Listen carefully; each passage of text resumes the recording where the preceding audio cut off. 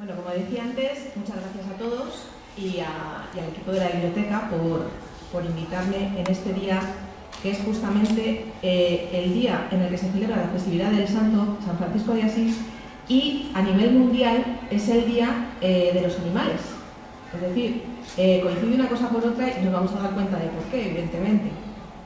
Esta conferencia tiene cierta continuidad con la que impartí la Semana del Libro sobre Aranjuez con el ojo del corazón. Hay elementos comunes, porque no podía ser de otra manera, porque vamos a hablar de naturaleza, vamos a hablar de nosotros mismos, vamos a hablar de espiritualidad universal. Entonces, vamos a encontrar elementos comunes. He procurado no repetirme, pero hay algunas diapositivas que quizá os suenen, ¿no?, de aquella conferencia. A ver, en cuanto a San Francisco de Asís, lo que quiero transmitir es: todos somos energía, ¿de acuerdo? Estamos formados por átomos, los átomos forman células, y las células nuestros órganos y nuestro cuerpo. La energía, sabemos que no se crea, o sea, ni se destruye, la energía se transforma. ¿Y qué ha pasado con San Francisco de Asís? San Francisco de Asís falleció, pero permanece, porque la energía de San Francisco se ha transformado y perdura y pervive y se encuentra entre nosotros de muchas formas que vamos a ir viendo a continuación. No solamente a nivel religioso o a nivel histórico o a nivel de amantes de la naturaleza, sino también en el arte. Ha sido probablemente el santo más inspirador de todos. Me refiero a pintura, escultura, literatura. El poema que hemos escuchado al principio pertenece a Enrique González Martínez. Enrique González Martínez es uno de los últimos del modernismo, es un poeta mexicano, es contemporáneo de Amado Nervo, os sonará, pero San Francisco de Asís está en todas partes, incluso en cuentos infantiles. Entonces, es un poco esto a lo que también me voy a referir. Si hubiera que definir a San Francisco de alguna manera, creo que esta definición le encaja a la perfección: hermano de todo lo creado. Esto era así, esto lo proclamó él en el Cántico de las Criaturas. Él consideraba que todas las formas de vida y manifestaciones de vida, incluso las montañas y las rocas, él era hermano de todo lo creado. Entonces, bueno, vamos a empezar. No me quiero perder en describir a nivel histórico quién era, porque esa es una información a la que podemos acceder fácilmente. Mirad, si tenéis acceso a internet, en YouTube, en el canal YouTube, igual que está el poema que hemos escuchado al principio, lo podéis ver tranquilamente, lo podéis escuchar las veces que queráis. Hay un documental que os recomiendo de Canal Historia. Sencillamente ponéis en las palabras clave, vamos a ver, por aquí lo tengo, San Francisco de Asís, biografía, Canal Historia. Ponéis esas palabras clave, San Francisco de Asís, biografía, Canal Historia, y os aparece un documental de Canal Historia donde hablan de San Francisco desde el punto de vista histórico y religioso, aunando esas dos perspectivas, con lo cual es muy clarificador, porque nos está hablando de un personaje que es cierto, que existió, no es un mito, y además el contexto que a él le tocó vivir. Eso es algo que no se nos tiene que olvidar si queremos entender el valor de su mensaje. Él no vivió en el siglo XX, le tocó vivir en la Edad Media, en la edad más oscura de la humanidad. Entonces, eso, digamos que aumenta potencialmente el valor de su vida y obra. Se dice que este es el retrato más fiel del Cristo, en una época en la que no había fotografía, evidentemente, y se dice que esta era la imagen que se tiene más cercana y más verdadera del Cristo. Esta imagen es un fresco en la Basílica de Asís, pintado por Benvenuto di Giuseppe. Y bueno, vamos a ver, sin entrar en detalles sobre la religión, sobre qué significó a nivel en el cristianismo, desde el punto de vista universal hay que entender que San Francisco, incluso en religiones que no tienen nada que ver con la católica, se le respeta. Es decir, en la tradición católica se le venera y en la anglicana, pero, por ejemplo, en la religión evangélica, que sabemos que no veneran a los santos, sin embargo, se le reconoce como un reformador de la Iglesia. Entonces, la figura de San Francisco como tal es una figura muy respetada y muy universal. veremos luego al hablar del patronazgo que está en todas partes del mundo, porque claro, la orden franciscana, él creó la orden de los frailes menores, está la primera orden, la segunda, la tercera, la masculina, la femenina, la seglar, y hay una cantidad de misioneros franciscanos que en esa época además fueron después, poco a poco, a todas las colonias españolas. Por eso San Francisco es venerado desde Filipinas hasta Estados Unidos, hasta América Latina. Entonces, todo eso también es algo que conviene que comprendamos. De nombre de nacimiento era Giovanni Di Pietro Bernardone y nació y falleció en Asís entre 1181 1182 y 1226. Murió tan solo con 44 años, pero 44 años en aquella época no era una edad tan extraña para morir. Y fue canonizado 2 años después, en 1928, sí, fue canonizado por el Papa Gregorio IX. De esta manera, bueno, pues San Francisco se convierte en uno de los personajes clave de la Iglesia y, por tanto, en el arte, en las catedrales, en las basílicas, los pintores españoles y extranjeros. Por ejemplo, el Greco tiene una representación de San Francisco de Asís. Poco a poco, San Francisco va impregnando y va entrando en todas partes, ¿no? En la cultura europea y en la cultura de fuera de Europa. Y en la literatura.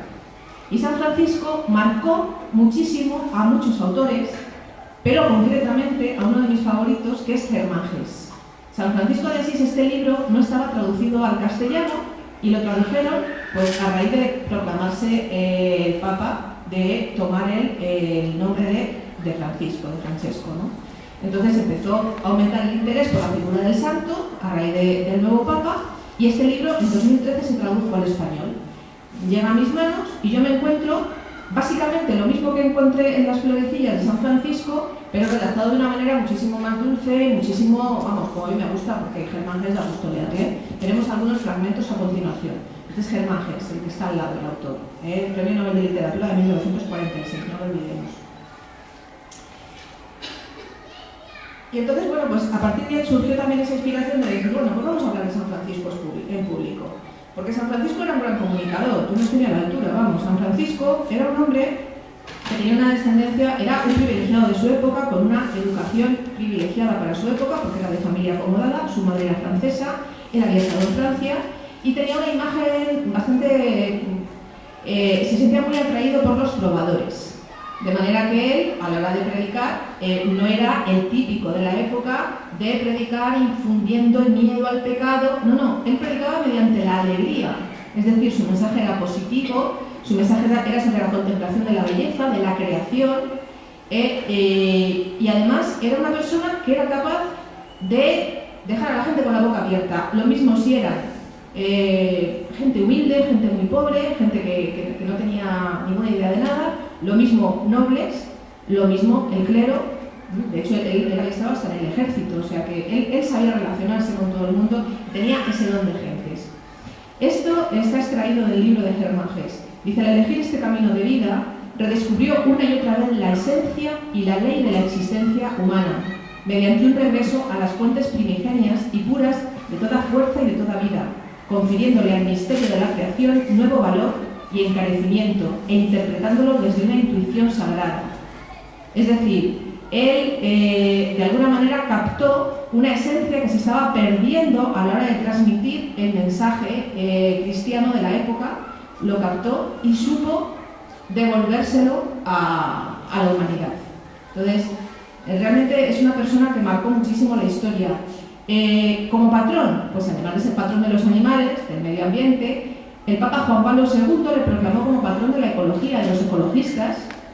Es el patrón de los veterinarios, de la profesión veterinaria, de los agentes forestales y todos los que se encargan de cuidar el medio ambiente.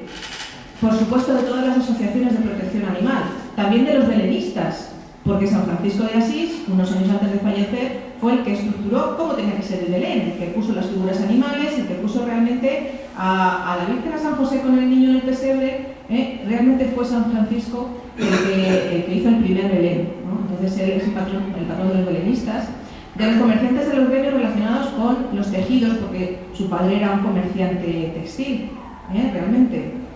Y luego además es el patrono de muchos países, es con lo que os comentaba antes, desde Italia, California, la ciudad de San Francisco, en Estados Unidos, en Perú, tremendamente venerado, en Ecuador, en México, en Argentina y en Filipinas, entendiendo que Filipinas también fue colonia española, ¿no? Pero hay muchos otros santos protectores de los animales. No sé si os sonará. San Martín de Porres se celebra el 3 de noviembre, que fue el primer santo de color. El 17 de enero, San Antonio Abad, que está más unido a la cultura popular, ¿no? San Antonio Abad, que sabéis que aquí en Aranjuez, en el cortijo de San Isidro, se celebra también y se hace la bendición de los animales el 17 de enero. Y esta es muy poco conocida, pero es que necesitaba poner también a una mujer por equilibrar un poco la balanza, ¿no? Santa Gertrudis es belga, Santa Gertrudis de Nivelles es belga. Entonces ella se celebra el 17 de marzo y curiosamente es la patrona de algo que yo no me lo explico: los gatos y los jardineros. Yo tengo gatos y tengo jardín y es tremendamente complicado que los gatos te dejen mantener un jardín lustroso. Así que encomendas de todos los días a esta mujer para que convivan en armonía, deben ser eso, los gatos y los jardines. Pero vamos, hay muchos santos protectores y hasta gente que no sea creyente en un momento dado tiene su animal pachucho, y a quién se encomienda: a San Francisco, a San Antón, etc. El simbolismo es tremendo. Aquí tenemos la cruz Tau. La cruz Tau, si os fijáis aquí, está en el hombro, en el manto de San Antonio Abad en azul. No sé si os fijáis, en un hombro está la cruz Tau. Y por eso San Francisco la adoptó, era con lo que firmaba él, con la cruz Tau. La cruz Tau tiene un simbolismo tremendo, desde el alfabeto hebreo, realmente desde Egipto. Tiene un simbolismo importantísimo. Me gusta este dibujo que encontré, que equipara la figura de San Francisco con esta T, porque está en posición de alabanza. Se nos ha olvidado lo que es dar alabanza. Los pueblos nativos, los pueblos originales, daban alabanza, y es cuando se oraba al Creador, independientemente de cualquier ritual establecido por una religión estricta, ¿no? Cuando uno podía rezar a su manera y expresarse a su manera, y daban alabanza. Esta cruz Tau también estaba presente en la cultura persa, en la cultura india. Luego hay otra figura muy importante relacionada con el simbolismo con San Francisco, que es el Cristo de San Damián, porque él lo primero que hizo, cuando se le aparece Dios y le dice que tiene que volver a levantar su iglesia, aunque esto tiene un sentido por una parte metafórico, el volver a levantar la iglesia, pero físicamente él lo primero que hizo fue empezar a ponerle piedras a la iglesia de San Damián de ruina que tenía cerca de él, ¿no? Y estaba este Cristo de San Damián, que si tenéis la oportunidad de buscar una imagen, lo curioso del Cristo de San Damián es que, aunque está en la cruz, está vivo. Es un Cristo resucitado. Es decir, que el lenguaje positivo, el mensaje positivo que transmite San Francisco es desde el principio a fin. Esto también es muy simbólico, el hecho de que el Cristo ya esté resucitado, porque estamos hablando de vida y de alegría por la vida, constantemente. El mensaje que está dando San Francisco constantemente es eso. En cuanto a su vida, vamos a ver, pues parece que en la pobreza de San Francisco está su riqueza. Realmente, toda la vida con un hábito marrón, color madre tierra. El cinturón era de cuerda, con 3 nudos. El rosario franciscano es lo más humilde, no es de plata con perlas, es de cuerda con cuentas de madera. Es decir, lo más humilde. Y sin embargo, él era hijo de familia adinerada. Había caído en el gibris, en el exceso, durante su juventud. Había hecho todo lo posible. Juergas a mansarda, era el rey de las fiestas allí. En excesos de comida, excesos de bebida, mujeres. Pero claro, en la Edad Media la única manera de ascender de posición de alguna manera era entrar en el ejército, ser un héroe de la caballería. San Francisco se va a batallar y claro, en el campo de batalla y en la Edad Media pues hay que morir matando. Entonces lo que él se encuentra allí le impacta terriblemente y hay un momento en el que él además cae prisionero. Los prisioneros no era rentable tener prisioneros. A los enemigos, una vez vencidos, se les mataba. Pero él llevaba una armadura muy buena, se veía que era de familia bien. Entonces, como por él se podía pedir un rescate, se le metió prisionero y estuvo 1 año en prisión hasta que se pudo negociar y le pudieron rescatar. Cuando él volvió con su familia, evidentemente San Francisco no era el mismo. Había pasado ya por aislamiento, por enfermedad.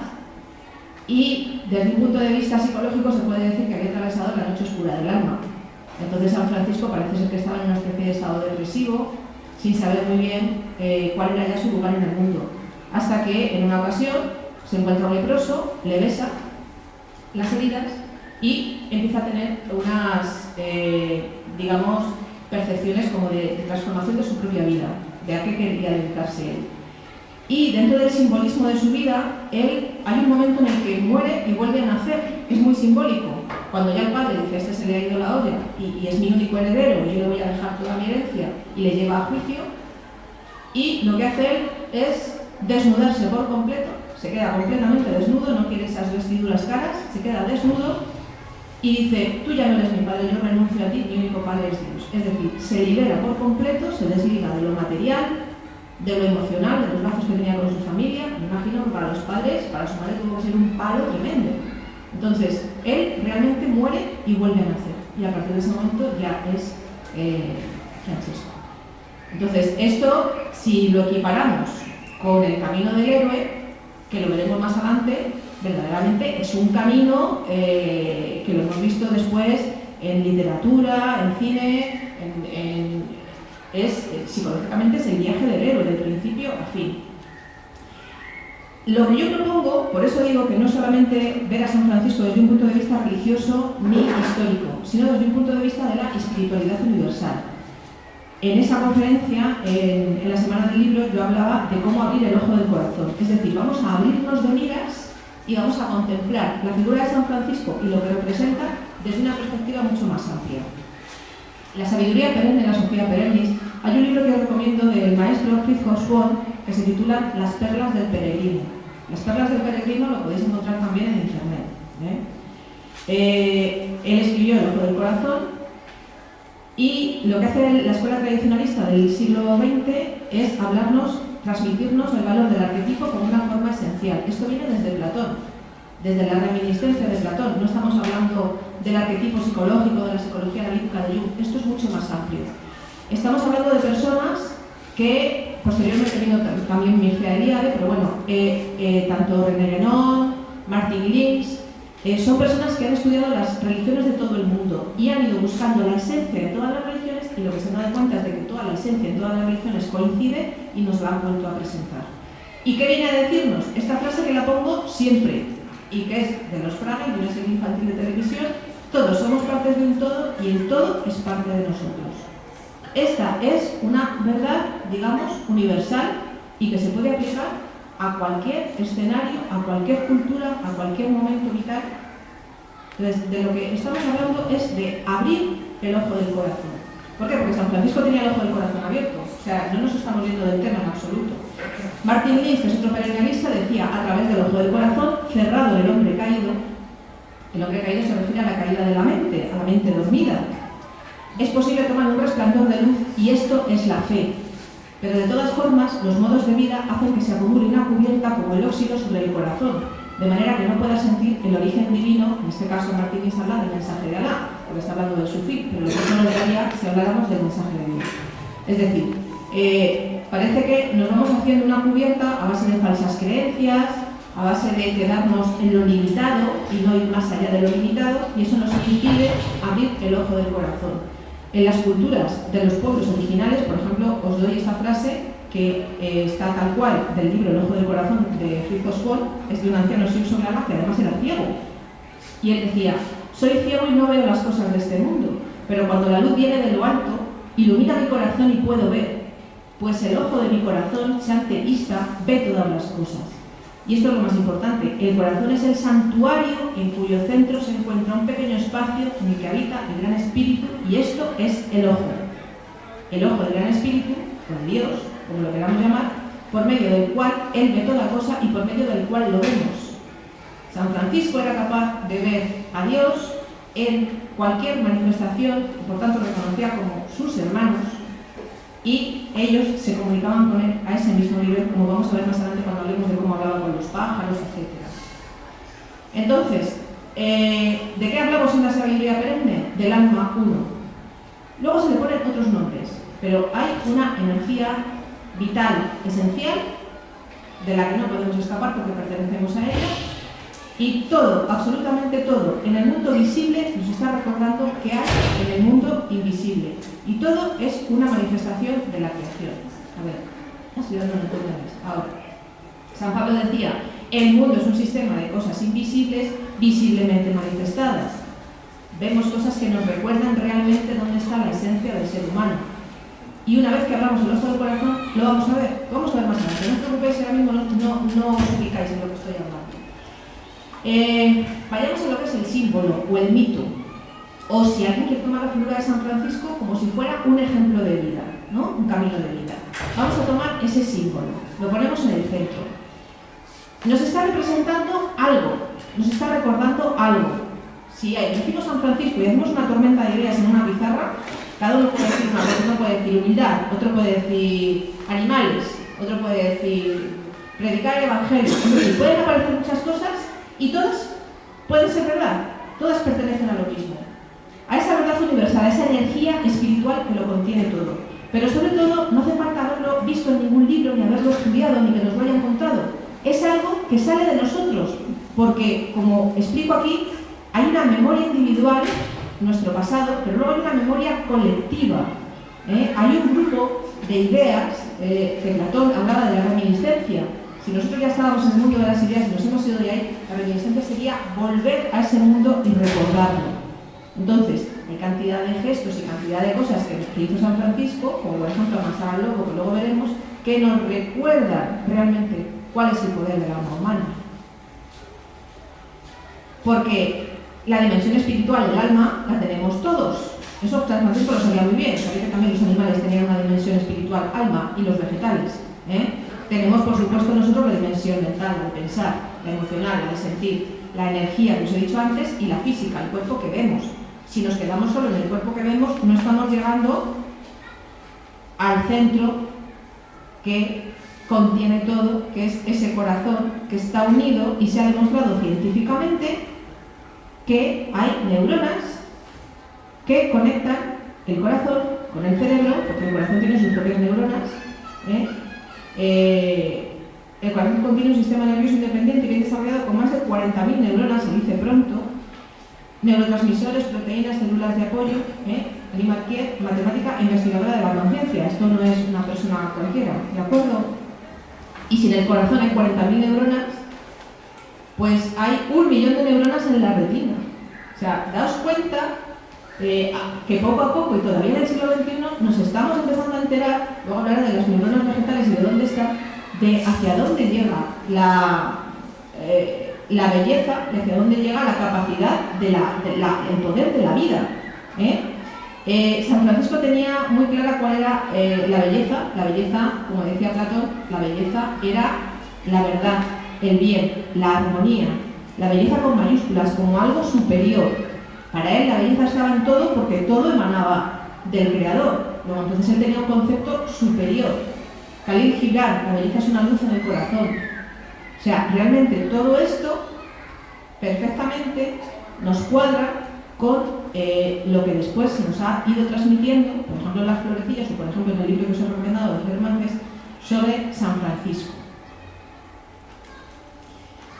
Cuando yo hablo de mirar con el ojo del corazón, que es algo que a la gente de a pie no le suena de nada, dice, bueno, mira, pero ¿esto cómo lo hacemos? Pues obviamente es obviar la mente, dejar la mente en silencio.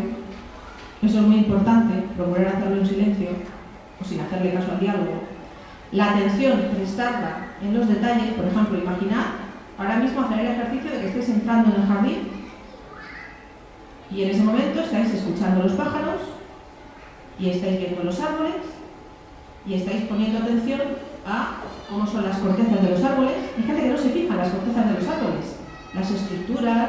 O sea, ese ejercicio lo podéis ir haciendo, porque ahí es cuando se van manifestando las cosas. Centrados, en ese momento, claro, si no está en silencio, pues está muy tranquilito, muy centrado, estupendamente, con respeto y reverencia.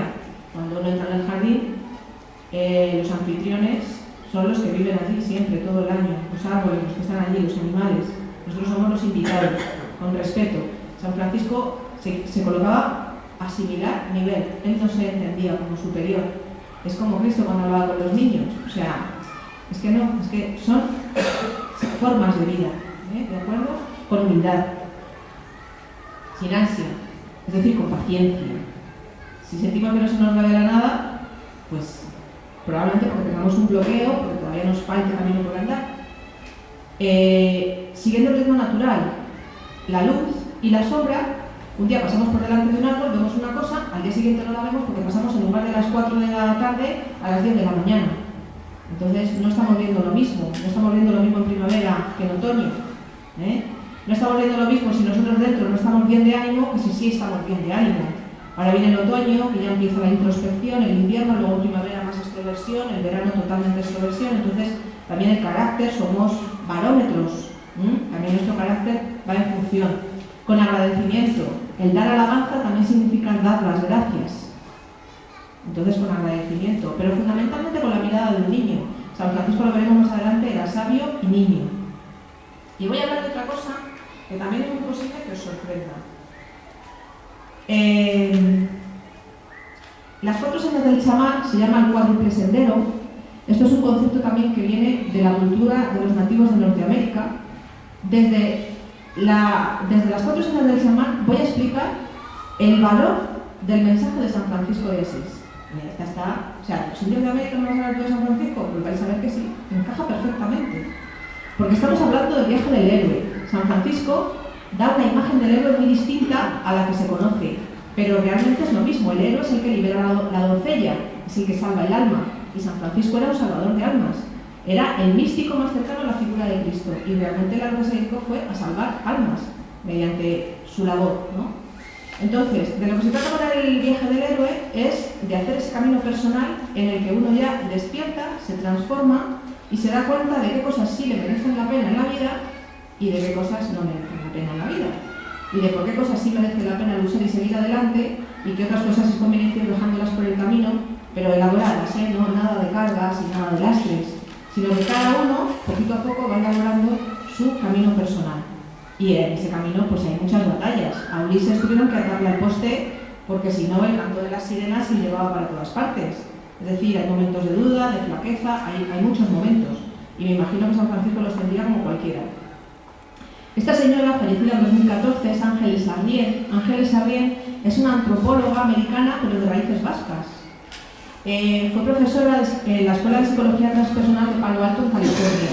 Y es la autora de este libro, que a mí en su momento me impactó profundamente y nos habla de este cuádruple sendero del guerrero, el sonador, el vidente y el maestro. Esto es la clave de todo lo que os voy a hablar. Cuando San Francisco de Asís, que esto está puesto en dudas, porque la oración Señor, hazme un instrumento de tu paz, que es la oración franciscana, parece ser que no la escribió como tal San Francisco. El Cántico de las Criaturas sí, pero esta oración no, pero se le ha atribuido a él toda la vida y la orden franciscana lo tiene como la oración de la paz. Bueno, pues San Francisco lo que se está diciendo con hazme un instrumento de tu paz es hágase tu voluntad a través de mí. ¿Qué hizo San Francisco? Entregarse a una causa que él entendía superior. Pues en el día a día cada uno se entrega a la causa que entiende como superior. Criar a sus hijos, etc. ¿no? Cada uno tiene una causa que entiende como superior. San Francisco de Asís fue un guerrero. Os he dicho que estuvo efectivamente en la batalla, pero aparte de todo nos dejó un camino de vida. Ese camino de vida por su presencia, por su perseverancia, por su voluntad y por su fuerza. Ese es el arquetipo del guerrero. San Francisco de Asís fue un sanador. Se pasó la vida curando leprosos y atendiendo leprosos y transmitiendo su labor a gente como Santa Clara de Asís, que junto con San Francisco realmente son los que nos han transmitido el valor de la espiritualidad franciscana. Entonces, esa pureza de corazón, que es el anhelo de la vida de Cristo. También fue un vidente, un visionario, una persona capaz de ver más allá de lo que vemos, de abrir el ojo del corazón y de ver más allá, de trascender lo mundano, lo que de verdad no tiene importancia, y ir a lo verdadero, llegar a lo verdadero. ¿Por qué? Porque él tenía conciencia de unidad, de que todos formamos parte de la misma fuente de vida. Y un maestro del amor incondicional, porque una persona acomodada en la Edad Media, declararse en ruina para irse a vivir entre los pobres de los restos de comida que le quisieran dar, era como abocarse a la muerte, y se me da hizo con una fe incondicional y con un amor incondicional al prójimo. Entonces, esto es lo que yo dije, encaja perfectamente. San Francisco era guerrero, senador, vidente y maestro. Y esto nos lo llevan diciendo las culturas ancestrales desde mucho antes de nacer él. Y nos lo siguen diciendo porque esto se puede aplicar al siglo XXI. Ahora bien, ¿cómo aplico yo esto a mi día a día de hoy del siglo XXI? ¿Quién es un guerrero? Pues todos. Todo el que demuestre valor, el que demuestre atención, el que demuestre poder y presencia para realizar el camino interior. Porque batallitas al cabo del día tenemos un montón. Cuando no tienes que estar reclamando a Telefónica, ¿verdad? Batallas, el día a día es una batalla constante. El guerrero nos está hablando, aquí tenemos al templario, el guerrero por excelencia, que además era guerrero y monje, pero el guerrero nos está hablando de esta batalla interior. Y hubo un día que comprendí que mi único enemigo era yo mismo, y ese día fue cuando empecé a ganar todas las batallas. El rum-rum, ¿quién es el enemigo realmente? El ego-mente. El ego-mente es el que está ahí machacando y no dejándonos expresar con ese amor incondicional que llevábamos de serie todos y que solamente personas como San Francisco fueron capaces de llevar a la práctica. El sanador, en el siglo XXI, porque realmente todos nos podemos, ahora mismo, aquí, cada uno puede decir, pues yo sí me siento, yo por ejemplo soy enfermera de profesión, me puedo sentir sanadora, fácilmente, pero ya sentirme evidente, como que más raro, ¿no? Pero si uno analiza su vida, hay momentos de la vida en los que realmente, si te das cuenta fuiste sanador, si te das cuenta fuiste guerrero, etc. Entonces, ¿cuándo se es sanador? Pues cuando uno ya empieza a conocerse a sí mismo, que ya es hora. Emoción e inocencia, atravesar la noche oscura del alma, que eso yo creo que tarde o temprano nos toca a todos. Y la transformación gracias al amor, esto es muy importante. El sanador es el que dice, bueno, vamos a empezar a mirar por aquí dentro todo lo que hay, vamos a dejar de mirar hacia afuera, vamos a dejar los mecanismos de negación, el echar la culpa a todo el mundo, voy a empezar a trabajarme yo y en función de lo que yo me trabaje será la energía que yo emane y lo que así será lo que hay a mi alrededor. Aunque el mundo esté como muy loco por fuera, ¿de acuerdo? El vidente, luego he cogido los antiguos de Norteamérica, a ver, sector femenino, no me digáis que no son guapos, este es que además es del profesional. Bueno, el vidente, no estamos hablando de alguien que tiene una bola de cristal, estoy hablando del que ve la verdad. Y la verdad, cada uno tiene la suya, ¿verdad? Cada uno tiene la suya. Pero luego no es la misma la de todos, porque no llegamos a la que es realmente. No, siempre nos quedamos cortos y no llegamos a la verdad. La verdad se ve a través del ojo del corazón. La verdad la manifestamos cuando somos creativos, cuando nos dejamos llevar. Cuando nos dejamos llevar, por eso es importante que los niños pinten, que me decía Blanca un día. Es importante que los niños se expresen, que los niños estén en los cuentos. Es importante desarrollar la creatividad desde que seas pequeño y no coartarla. Sentir reverencia por la vida. Es esa sabiduría que te va llegando a través de las cosas pequeñas y sobre todo el sentido de pertenencia, de que formamos parte de algo que está por encima de nosotros. En mi conferencia no pueden faltar determinadas personas y Guru Krishnamurti es una de ellas. Decía, cuando la mente está por completo atenta, alerta, vigilante, no existen cosas tales como el mal o el bien, solo hay un estado lúcido, despierto. Cuando hay amor, no hay bien ni mal, solo hay amor. Nos pasamos la vida cuestionando si hacemos las cosas bien, si no las hacemos bien, si las hacemos bien por acción o por omisión, si nos hemos equivocado en algo. Vamos a ver que está muy bien analizarse, está muy bien procurar no cometer los mismos errores, aprender, pero sin flagelarse, sin juzgarse a sí mismo, sin ser tan duro, mirando siempre más allá, que una circunstancia que en un momento parece que se te escapa de las manos y más adelante te das cuenta de que fue por algo, y cosas que han pasado en la vida en un momento dado y luego más adelante te dices, va, pues gracias a esto ahora estoy donde estoy, y no en otro peldaño del camino, El maestro, es que la presencia que tenían los antiguos de Norteamérica es perchada, ¿verdad? Bueno, pues el maestro es aquel que ya maneja la sabiduría, el conocimiento de la verdad, la libertad, esa liberación que hizo San Francisco, que se liberó de todo, el desapego, el silencio, la entrega, la iluminación y el ser centrado. O sea, esto ya dice, bueno, esto ya fue Buda y a quién le toca, pues a lo mejor a alguien con suerte 2 días antes de morirse, ¿no? Porque esto a ver cuándo nos va a llegar. Es complicado, ¿no? Bueno, pues no es tan complicado, ya veréis. Porque todo lo que se da con el corazón siempre valdrá la pena. Me gusta poner frases así para que se nos vayan quedando. Por cierto, se me olvidaba comentar, la oración de la paz la utilizaba Teresa de Calcuta también. Y fijaros qué curioso, está integrada en el programa de los 12 pasos de recuperación del alcoholismo y de Alcohólicos Anónimos. Porque la oración de la paz realmente nos da la energía necesaria. Es decir, donde haya odio, ponga yo el amor. Imaginaros, no voy a dar nombres, pero imaginaros ahora mismo la noticia que ya he visto a mediodía. Qué bien estaría donde haya odio poner amor, se acababa el tema. Qué bien estaría donde haya resentimiento poner perdón, se acababa el tema, ¿verdad? Qué bien estaría que llegara alguien conciliador y fuera realmente capaz de entrar en las cabezas y que la gente, donde haya algo negativo, donde haya oscuridad, llegue la luz, donde haya desesperación, llegue la esperanza. O sea, realmente es la solución. No nos está dando el problema, la oración de la paz de San Francisco nos está dando la solución. En el canal de YouTube también tenéis un vídeo mío donde le equiparo con la medicina de los animales, que tiene un montón, miles de visitas. Es mi vídeo más visitado porque es algo que la gente necesita mucho, por lo que sé que gusta mucho. Estas 4 sendas del chamán, esto está basado en la rueda de la medicina india. La rueda es, ¿ves? La senda esto está extraído del libro de Ángeles Sarrié, la senda del guerrero. Todo tiene unas correspondencias y estas correspondencias son para recordarnos. Hay 4 puntos cardinales, hay 4 elementos. Todo esto no hace falta que lo leáis así detenidamente, pero qué casualidad, ¿no? Casualidad. ¿Alguien cree las casualidades o empezamos a creer las causalidades? En que todo es por algo, en que todo es por algo. Todo está relacionado.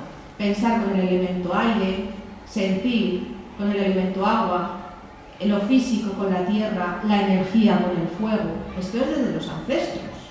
Esto es desde los ancestros. Esto está en psicología, ¿ves? Esto está en inglés porque lo utilizan incluso en psicología en Estados Unidos.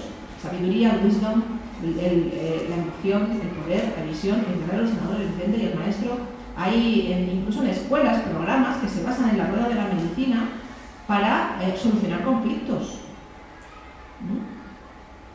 Conflictos personales. Y nosotros tenemos la rueda de la medicina presente en muchas partes y no nos habíamos dado cuenta. La estrella de los vientos. La rosa de los vientos.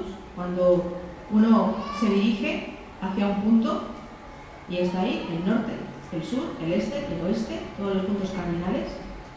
Y si cogemos la concha del peregrino, la concha del peregrino no la llevan solamente para beber agua en el camino de Santiago. La concha del peregrino nos está recordando, si ponemos 4 conchas juntas, estamos haciendo esta estrella y nos está diciendo que los rayos confluyen en un punto, nos está dirigiendo al norte, porque para el camino de Santiago hay que dirigirse al norte, hay que buscar la Osa Mayor. Es decir, estamos hablando de un concepto estelar, que está por encima de nosotros, que es arriba y que es abajo, y que está en los elementos. Estos son la representación alquímica de los elementos. El agua, la tierra, el fuego y el aire. El ignis es el fuego, aer, el aire, aqua, el agua y terra es la tierra.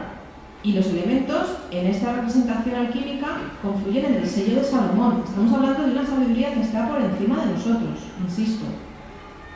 Estos 4 elementos y cómo se correlacionan con las 4 estaciones. El aire con la primavera, el fuego con el verano, el agua con el otoño, a ver si llueve ya de una vez, y la tierra con el invierno. Pero también tiene 4 fases la luna, aunque aquí están más desarrolladas, pero tenemos la nueva, la creciente, la llena y la menguante. Tenemos al número 4 por todas partes. Tenemos una infancia, que es la edad de la inocencia, tenemos la juventud, que es la edad de la inquietud, de empezar a romper moldes, tenemos la edad adulta, que es la edad de estabilizarse. Cuidado, que una cosa es estabilizarse y otra es acomodarse. Hay demasiados adultos acomodados por ahí, demasiadamente dormida. Y la edad de la ancianidad, que ya es el desapego, el yo aquí soy el rey del mambo, que para eso me lo regalo, y ya he llegado bastante lejos como para ver las cosas con una perspectiva necesaria y suficiente. Entonces, el viaje por el río de la vida que nos lleva, esto me gusta que siempre referencias a José Luis San Pedro, ¿y a qué nos lleva?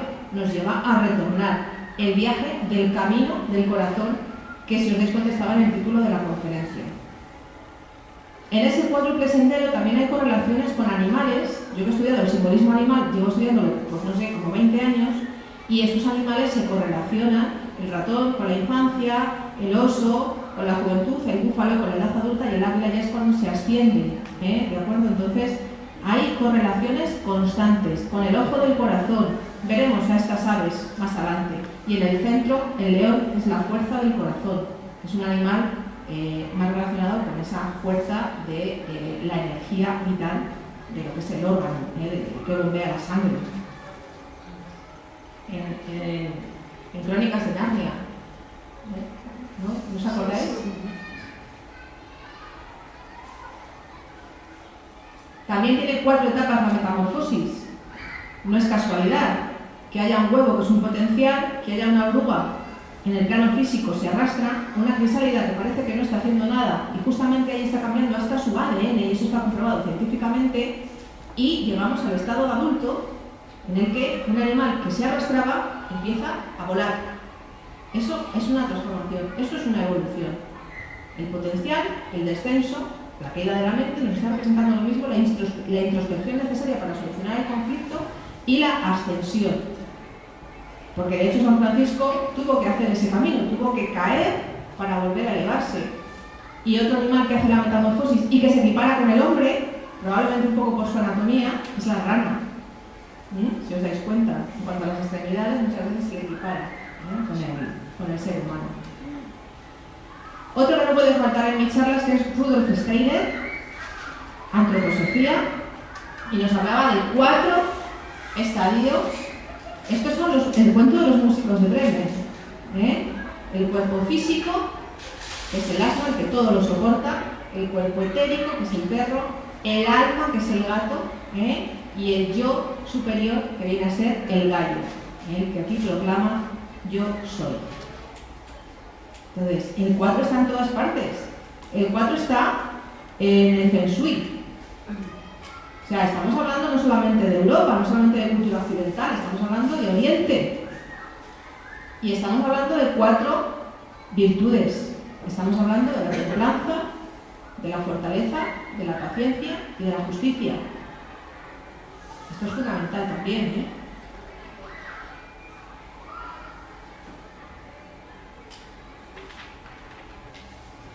A mí me gusta decir que la templanza es el bálsamo, o sea, es la solución ante la soberbia, la fortaleza frente al miedo y la sensación de derrota, la prudencia frente a la pretensión y la justicia frente a la separación. Entonces son virtudes también a ir elaborando. Tenemos 4 arcángeles. La semana pasada fue el Día de los Arcángeles, el 29 de septiembre. Tenemos a San Uriel, a San Gabriel, a San Rafael y a San Miguel. 4 también. San Miguel, el guerrero, el que nos protege del bien. San Rafael, el sanador. San Gabriel, el comunicador, que de cierto modo es el vidente. San Uriel, el que trae la luz, el maestro. O sea, es que es todo lo mismo. Los 4 evangelistas, que también eran 4. ¡Qué casualidad! El 4 por todas partes. El que está con el hombre, el que está con el león, el que está con el toro y el que está con el águila, el más cercano a Dios, es el Evangelio de San Juan. Y por eso tuvimos el águila por Isabel la Católica. Isabel la Católica, es que lo digo porque yo he estudiado los animales y el simbolismo de los animales. Isabel la Católica era muy devota del Evangelio de San Juan porque se consideraba que era el más teológico, y entonces el águila, en el simbolismo de la heráldica española y de la bandera de España, ya viene desde Isabel la Católica. Lo que pasa que luego se le añadieron durante el régimen otros elementos que no corresponden. Pero vamos, quiero decir que el águila simboliza muchas cosas y lo que simboliza es el vuelo más elevado del espíritu. Aquí están los 4 evangelistas también. Esta fotografía es del ejército del edificio donde está el Ministerio del Aire. Del Cuartel General del Aire. Están dentro del Cuartel General del Aire, son de madera. Están también aquí los 4 evangelistas, ¿veis? Está con el querubín de alguna manera, el león, el toro y el águila. Y este es el Lao Guru. Pat, Viru, Li, Lao. 4. Guru, cabezas. Espera, 4 cabezas, Lao Guru. Ángeles Arrien, como era de raíces vascas, habla del Lao Guru en su libro. Energía en movimiento. Y estamos otra vez con el 4. Y esto está en la cultura celta. Es decir, nos hemos venido de la rueda de la medicina de los nativos de Norteamérica, nos hemos venido aquí, a España, al norte de España. ¿Qué os parece? Está todo conectado, absolutamente todo. Y fijaros que está todo conectado. La mitología clásica, la cultura clásica viene desde Egipto. Desde ahí empezó la cuna de la cultura clásica, los mitos griegos, y después empezaron los mitos romanos. Vamos a ver dónde está aquí el guerrero, el sanador, el vidente y el maestro, que es muy fácil de entender. Atenea la guerrera, ¿no? Siempre vigilante. Aunque todos los arquetipos tienen un poquito de todo, Todos los arquetipos tienen un poco de todo. Demeter, Ceres, en la otra esquina, sería la sanadora. porque es la que conecta con la madre tierra, la madre cuidadora. ¿De acuerdo? Artemisa, Diana, debajo de Atenea, la que se señala con la flecha, curiosamente en esta representación, sería el vidente, la visionaria, porque ella actúa desde la intuición. Guerrero, senador, vidente, y el maestro, ¿cómo pones a Afrodita de maestra? Si Afrodita era la que representa más la sexualidad, no, representa más la pasión por la vida. Por eso le he puesto aquí como la maestra. A Isis le he puesto en el centro porque esta Isis romanizada vendría de la Isis egipcia, que es la diosa de diosas.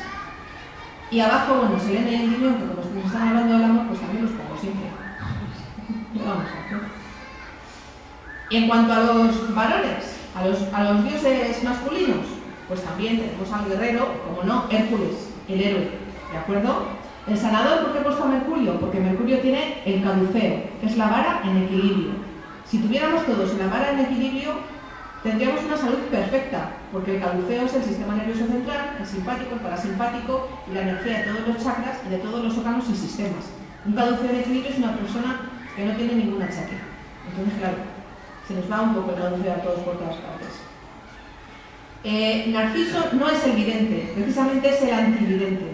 Como él ha caído en el espejismo, en verse y en enamorarse de una imagen ilusoria, realmente el vidente sería lo contrario, sería un Narciso despierto que no le tenemos.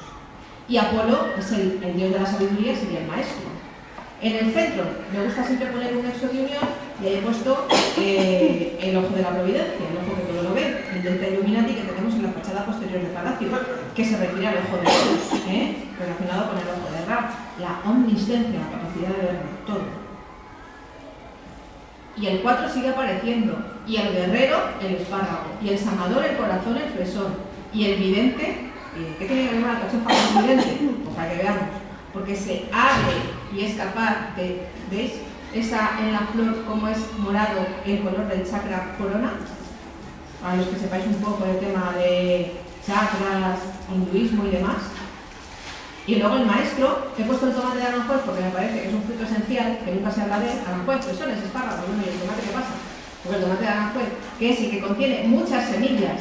Cuando un fruto contiene muchas semillas, tiene un potencial, como pasa con la granada, como pasó con el higo, nos está representando ahí la sabiduría también, de alguna manera.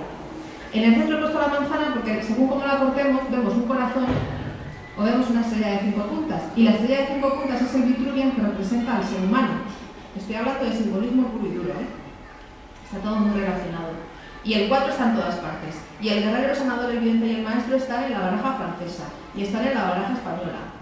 Porque sí, están. El guerrero, el sanador, el vidente y el maestro. El corazón, la copa que parece un corazón. Todo. En el parchís, los colores, claro. Porque el rojo con el fuego, el sanador, etc. O sea, todo está relacionado. Y si vemos aquí en el arcano del tarot del mundo, cómo están los que acompañan a los 4 evangelistas. El querubín, el águila, el toro y el león. Todo es lo mismo. Uno para todos y todos para uno. A ver, eran 3, pero eran 4, ¿no? Pues pongo aquí, lo que yo tampoco entiendo por qué lo llamaban 3 mosqueteros y eran 4. Si uno lee la novela de Dumas, se da cuenta de que la personalidad de cada uno era muy distinta. Uno era más guerrero, el otro era más romántico, el otro era más conciliador, era un poco más el comunicador. Es decir, estos arquetipos están presentes en todas partes. Y los 4 mosqueteros aparecen y reaparecen una y otra vez. Los pingüinos de Madagascar son los 4 mosqueteros. Porque tenemos a Kowalski, que es el mental, tenemos a Private, que es el romántico, tenemos a Rico, que es la energía desmadrada, y tenemos a Skipper, que es el que los centra a todos, que sería el D'Artagnan. El D'Artagnan, bueno, D'Artagnan. He dicho D'Artagnan porque tengo aquí a los 4 mosqueteros, y como yo soy de la generación de Barrio Sésamo, es que la canción os juro que me la sé de memoria, la canción de D'Artagnan y los mosqueteros, es que me la sé. O sea, es que es una de esas cosas que no se me olvida. Las tortugas ninja también son los 4 mosqueteros. Los chavales de Crónica de Narnia también. Cada uno representa una parte esencial de ese arquetipo. Y el mago de Oz, por supuesto. Es decir, qué casualidad, ¿qué hay que trabajar? Hay que trabajar el valor, el león, hay que trabajar el valor, el guerrero, la presencia, el estar ahí. El si cae 7 veces, levántate 8. Eso es lo que hay que trabajar. Hay que trabajarse el que no tiene corazón. El robot que no tenía corazón. Entonces él no podía ser senador porque no tenía corazón, no tenía emociones, no tenía sentimientos, era frío. Pero luego estamos en que no tenía cerebro, que él es espantapájaros, que no tenía cerebro, no podía ser vidente, no era capaz de ver la verdad. ¿Y quién los centra a todos? ¿Quién es la maestra del conjunto? La que los lleva por el sendero de baldosas donadas, por el camino del corazón, es Dorothy. Os animo a ver la versión de los teleñecos del Mago de Oz, porque se explica muy bien cuando están durmiendo en el campo de amapolas, que realmente es lo del estado de la mente dormida. O sea, es que es fantástico. Tanto me gustan a mí los teleñecos, os saco siempre en mis charlas, aunque hable de San Francisco de Asís, hablo de los teleñecos. No os perdáis el cuento de Navidad de Dickens, la versión de los teleñecos, con Michael Caine, de verdad, es magistral. Las canciones, es que no es solo para niños. Es que el problema es que hay gente que se cree que estas cosas son solo para niños. Y se nos olvida, lo primero, que todos tenemos el niño interior. Y lo segundo, que para niños nada, o sea, para todos los públicos, te lo dice. Película para todos los públicos, porque para todos los públicos también soy yo, aunque tenga los años que tenga. Los teleñecos conquistan Manhattan, en el espacio, en la isla del tesoro, y Laberinto, con el fallecido Bowie, magistral, de verdad, esta película, que además es que nos dice cómo trascender la mente. El mirar más allá de lo que se ve. Si le dices a la mente, no tienes poder sobre mí, como dicen en la película, esa es la clave de todo. Y más 4 mosqueteros, ¿y a cuál más guapo? ¿A cuál más guapo? ¿Con cuál nos quedamos? Yo tengo muy claro con cuál me quedo. ¿Verdad? Entonces, los 4 mosqueteros les salen en todas partes, luego les han unido a otro más, pero bueno. En arquetipos es en esencia, y están en todas partes, de verdad que están. O sea, ¿os ha parecido un poquito sorprendente esto de que nos lo estén recordando por todas partes y no nos hayamos dado cuenta antes? O sea, parece que estamos hablando de una cosa extraña y la tenemos palpablemente en todas las situaciones. O sea, no solamente el guerrero que está con un traje de soldado, ni es sanador el que está con una bata de médico, ni es vidente el que está comunicando porque sea periodista, no, o sea, que busque la verdad. No, es que todos somos un poco esas facetas. San Francisco, además de ser hermano de todo lo creado, era un poeta de la biofilia. Os he dicho al principio cómo él tenía esa capacidad, por esa pasión que tenía de transmitir, esa capacidad de comunicarse con todo el mundo, y cómo él estaba impregnado un poco de su admiración hacia los trovadores. Entonces él sabía transmitir muy bien, y poco antes de fallecer fue cuando escribió el cántico a las criaturas, al hermano sol y a la hermana luna. Entonces esto realmente es un canto a la vida. Biofilia no me lo he inventado yo. Este señor, Edward Wilson, que también sabéis porque en todas mis charlas, Medalla Nacional de la Ciencia en Estados Unidos en 1976 y el premio Crawford de la Academia Sueca, que equivale un tanto a los Nobel, en 1990. Y también fue premio Príncipe de Asturias. Este señor es el que acuñó términos como biodiversidad, es el padre de la sociobiología, es entomólogo, él estudia las hormigas, pero es una aportación tremenda en el ámbito de la ciencia para que desde la naturaleza nos entendamos también nosotros como seres humanos formando parte de ella. O sea, a mí es una de las personas que más me gustan. Hermann Hesse, en este sentido, nos habla de cómo San Francisco es niño y sabio, esa conexión que tenía con todas las formas de vida. Como un niño y como un sabio, hablaba con las flores, los pastos, los torrentes y todo tipo de animales. Les entonaba canciones de alabanza, los amaba y consolaba, se regocijaba con ellos y participaba de su vida inocente. Solo a los preferidos de Dios se les concede que los sentidos y el corazón no envejezcan y se mantengan toda la vida frescos y agradecidos como en los niños. Una auténtica y límpida bondad del corazón es como una llave mágica de Salomón, que les abre a los humanos el idioma de los animales y el ser interior de las plantas, árboles, piedras y montañas, de modo que la heterogénea creación yace ante sus ojos con una absoluta unidad, sin abismos ni submundos ocultos y hostiles. Es decir, para él estaba en el bosque y estaba en su casa. Él estaba más a gusto ahí que en ninguna parte, porque estaba realmente en paz. Y lo que ocurre es que nosotros, porque nos hemos olvidado de nuestra esencia, nos hemos olvidado de que las demás criaturas tienen alma, pero los ecosistemas también tienen alma. Aquí tenemos el alma del río Tajo, que se nos está languideciendo. El alma del río puede arrastrar el hecho de que languidezca, traer problemas a la salud de toda la comunidad que vive a su alrededor. Y eso lo estamos viviendo. Yo que he trabajado aquí en la atención primaria, en el centro de salud, te dabas cuenta de que aquí en Aranjuez había un algo más por lo que enfermaba a la gente, a nivel anímico principalmente, y claro, a nivel anímico luego ya arrastras todo lo demás, ya empiezan a surgir todos los problemas. veo mucha gente sintiendo con la cabeza y eso me gusta. Es decir, que ya somos capaces de ser nuestros propios médicos y darnos cuenta de que hay muchas cosas más allá que se nos escapaban. San Francisco era capaz de comunicarse con el alma de los hermanos vegetales y animales porque los consideraba iguales y procedentes de la misma fuente de vida. Mirad, a mí hay una cosa que no me gusta nada. Cuando me pongo a hablar de los animales y busco textos en el que se habla del alma de los animales y te viene gente supuestamente muy puesta en el tema y hablan, sí, nuestros hermanos menores. Digo, pues ya le hemos fastidiado.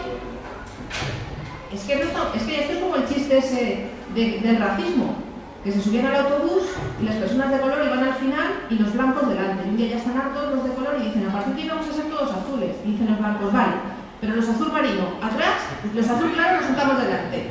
O sea, hermanos. Si yo siento que un árbol tiene derecho a la vida, un árbol tiene derecho a la vida, pero no porque sea mi hermano menor o porque a mí me esté dando sombra o porque cumple una función para mí, es que tiene tanto derecho a la vida como lo puedo tener yo. Y de hecho los árboles están aquí antes que nosotros y el resto de los animales no humanos están aquí antes de nosotros y conformamos todos una red de vida, una red de vida. Y esa red de vida es la que San Francisco, de alguna manera, cuando amansa al lobo de Gubbio, nos da una lección magistral.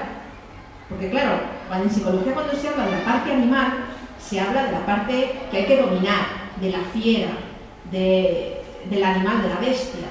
No señor, si la bestia es otra cosa, si la bestia es el ego mente, a ver si nos enteramos ya.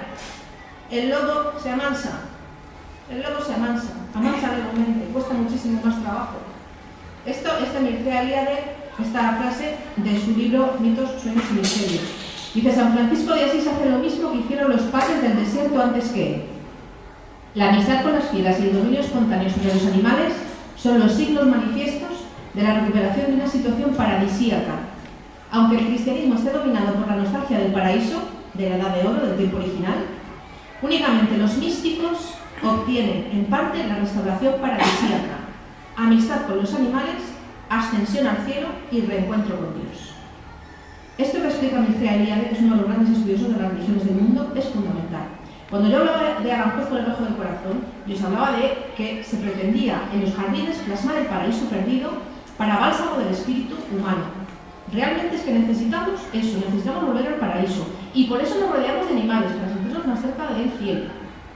Es así, porque de lo contrario estaríamos ya todos. Bueno, el manicomio está en la calle, la verdad. Yo creo que los manicomios quedan plazas libres, pero estaríamos todos peor todavía. Yo la primera. Entonces, ¿qué ocurre? Que bueno, llegamos al Cántico de las Criaturas y yo, que he estudiado mucho las culturas nativas de Norteamérica, aunque eran de tradición oral, pero se han ido plasmando oraciones de ellos y te das cuenta de que da alabanza a lo mismo.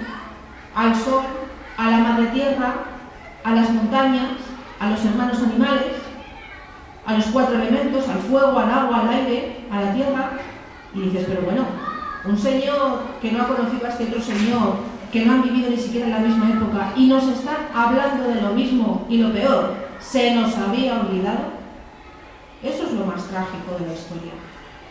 Entonces, el Cántico de las Criaturas o del Hermano Sol, que es equivalente a todas estas plegarias, yo creo que es algo que tenemos que recuperar, pero de manera consciente. San Francisco, por tanto, reconoce la importancia vital de la conexión con la Madre Tierra, de andar en sandalias o descalzo y de estar con la Madre Tierra, y de la comunión con los elementos. Dicen que él no le tenía miedo ni al fuego cuando le cauterizan las heridas en los ojos antes de morir.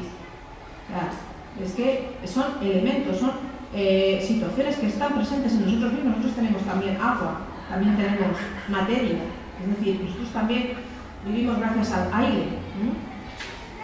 San Francisco además tiene una visión cosmológica, es decir, contempla el cosmos, el sol, como el equivalente a la energía de Dios, las montañas, las rocas, es decir, no se queda solamente en lo que ve a nivel microscópico, va a lo macroscópico y va a decirnos lo mismo que nos dice en el siglo XX y XXI este señor de Cantor, en los Guardianes del Ser, que nos dice, de lo que se trata es de algo muy sencillo, amar al Creador y a la criatura.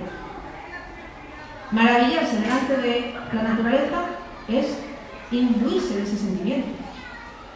Y dejar que emane de la esencia de sí el amor a la vida.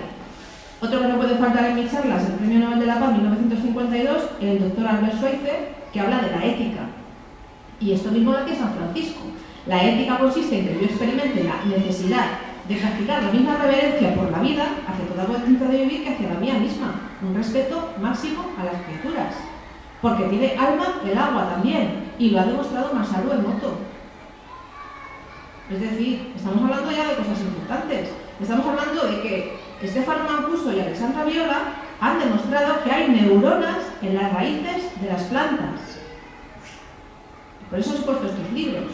Es decir, a mí me gusta mucho hablar de Ignacio Abellar, en La magia de los árboles, del valor que tienen los árboles en nuestra vida y en nuestra historia. He puesto también a Rocío Tesoro Verde, porque es una manera muy sencilla de coger los planos y de irse a conquistar los árboles por el jardín, que es que desde aquí, de la zona de Aranjuez, cogemos el librito, la mochila, y nos vamos al jardín a conocer a nuestros hermanos árboles. Y luego libros como estos en los que nos hablan de cómo hay sensibilidad e inteligencia en el reino vegetal. La botánica oculta de Paracelso. De esto ya hablaba en la otra conferencia. Es decir, no solamente porque nos den sombra, porque nos den fruto. Es que nos están dando vida, nos están proporcionando energía para ir sanando la nuestra, que se debilita día a día por la exposición y por el rum-rum. Entonces, el árbol cósmico, que esto procede de todas las culturas, os he puesto este esquema que está más relacionado con la cultura celta, porque sería más cercana a nosotros, pero el árbol cósmico aparece en todas las culturas de los pueblos originales. Es el que conecta tierra y cielo, el que conecta lo de aquí con lo de más allá. Y realmente San Francisco era un comunicador de mundos y un comunicador de almas. Y él sabía de todo esto, estoy convencida de que él lo sabía, lo intuía, es esa sabiduría innata que él tenía. Nos habla de las 7 direcciones: norte, sur, este, oeste, arriba, abajo, y centro o dentro. Y se correlaciona con el humano. Porque la parte física, la raíz, la que está anclada en la tierra, podrían ser nuestros pies. Y nuestra parte física, nuestra parte material. La energía, nuestra sangre, ellos también realizan la fotosíntesis con la energía del sol. Elemento fuego. Elemento aire, evidentemente, están proporcionándonos oxígeno y respiran, como respiramos nosotros, nuestros pulmones, las ramas del árbol. Cuando uno ve unos pulmones en un esquema de un libro de anatomía, es como un árbol boca abajo, las ramas de un árbol. Y luego tenemos el elemento agua, la savia, la parte emocional del ser humano. La correlación es perfecta entre todas las formas de vida. Y nos lo recuerdan los árboles incluso a través de sus hojas, que tienen forma de corazón, muchas de ellas. El tilo tiene forma de corazón, los avellanos. Ahora se toca de ir con los niños del cole a recoger hojas, de las que se caigan en el niño cuando empieza a hacer frío, un día de estos, porque no sabemos tampoco cuándo se va a ir este calor, y empezamos a recoger hojas en forma de corazón. Al lado temblor americano había una entrada al jardín por la puerta redonda que con la tormenta aquella horrible de 2015 se fue. Pero es un corazón perfecto. El árbol de Judea, el árbol del amor.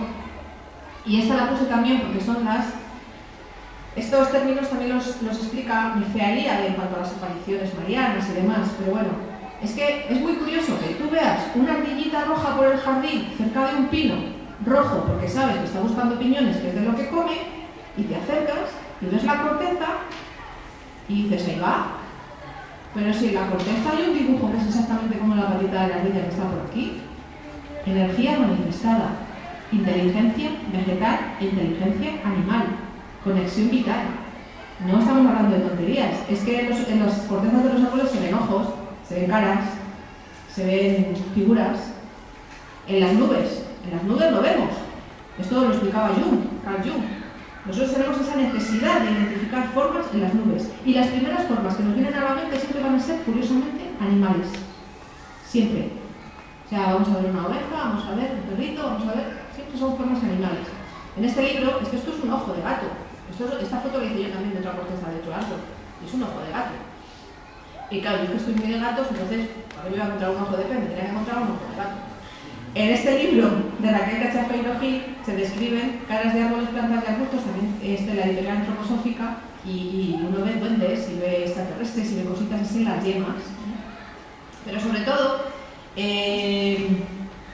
voy a volver a otro autor que también para mí es muy imprescindible, que es Konrad Lorenz, el padre de la etología y el premio Nobel de Medicina del 73, que escribió este libro se tituló de una manera y luego le cambiaron, se titula de las dos maneras, ¿no? El anillo del rey Salomón, o hablaba con las bestias, los peces y los pájaros, porque cuenta la leyenda que Salomón tenía un anillo que le permitía entender el lenguaje de todos los animales. Salomón, que era el más sabio, ¿no? Y resulta que San Francisco recupera esa sabiduría salomónica y San Francisco, bueno, es que hablaba hasta con las piedras del camino, hablaba con las bestias, los peces y los pájaros, pero sobre todo con los pájaros. ¿Cuántas imágenes del santo podemos encontrar rodeado de pájaros? Todas. En las florecillas se describe un episodio con unas tórtolas a las que liberó.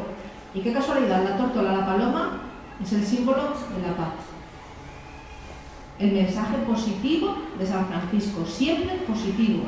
Siempre va a ser un mensaje de luz, no va a ser un mensaje nunca de dolor ni de sufrimiento, aunque él llevó una vida de penurias. Pero él siempre alegría de vivir. Entonces, este lenguaje místico, perfecto, divino, está escrito ya desde el sufismo persa y tiene relación con el lenguaje de los ángeles. No estamos hablando solamente de que tú escuches el canto de un pájaro y digas, mira, esa es una burbuja capirotada. No, estamos yendo más allá.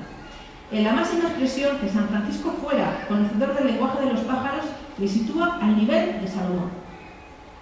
Y tal como se explica en el sufí y en otras tradiciones místicas de Oriente, significa que era conocedor de los secretos que están reservados para los que ya están iniciados, no para cualquiera. El lenguaje de los pájaros no está para cualquiera, está para el que ya ha recorrido un sendero interior. En el árabe egipcio, la escritura jeroglífica se denomina el alfabeto de los pájaros.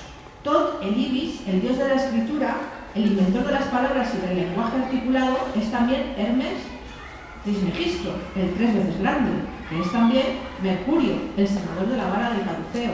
Todo está relacionado. Os recomiendo estos dos libros. De Farid Attar, El lenguaje de los pájaros o La conferencia de las aves, bellísimo. No sé si le tenemos en la biblioteca municipal. Bellísimo. Y este de Eric Sablé, sobre la sabiduría de los pájaros, nos explica desde el punto de vista simbólico también esta relación que tenemos con los pájaros. Solamente, y ya estamos a punto de terminar, os voy a recordar algunos ejemplos.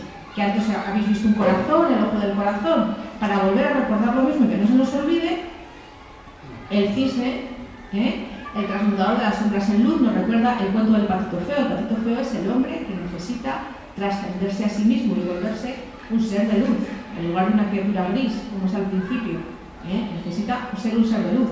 El cisne que aparece en las leyendas celtas, el canto del cisne, el lago de los cisnes. Vamos a ver, nos está hablando de amor, además una ave monógama, que cuando enviuda no se vuelve a emparejar. Fijaros en el dibujo que hacen los dos cuellos aquí de los cisnes, cómo se ve el corazón, que aquí todo va con intención, ¿vale?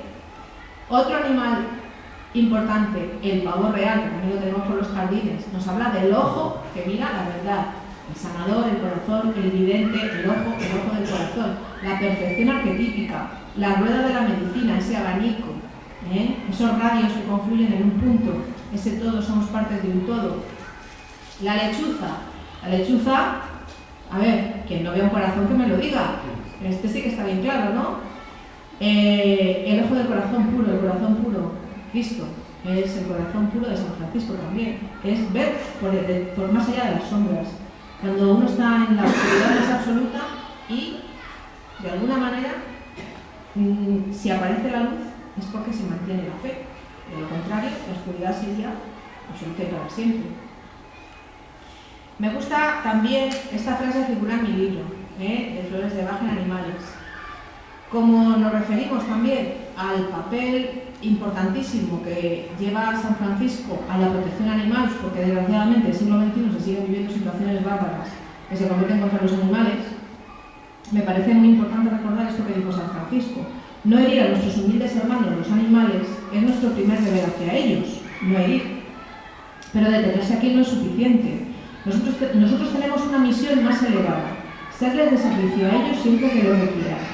Si un hombre excluye a cualquiera de las criaturas de Dios del amparo de la compasión y la misericordia, ese hombre actuará de igual manera con sus compañeros humanos. Y esto es así. Esto, en psicología criminalística, se sabe. Personas que cometen sadismo con animales, personas que cometen crímenes contra la humanidad, personas que aman a los animales, personas que aman a la vida. Entonces, es muy importante, he ido poniendo estampas también de San Francisco que son inspiradoras, porque él es, como dije al principio, el más inspirador. Quiero volver a recordar que todos somos parte del todo, que el todo es parte de nosotros.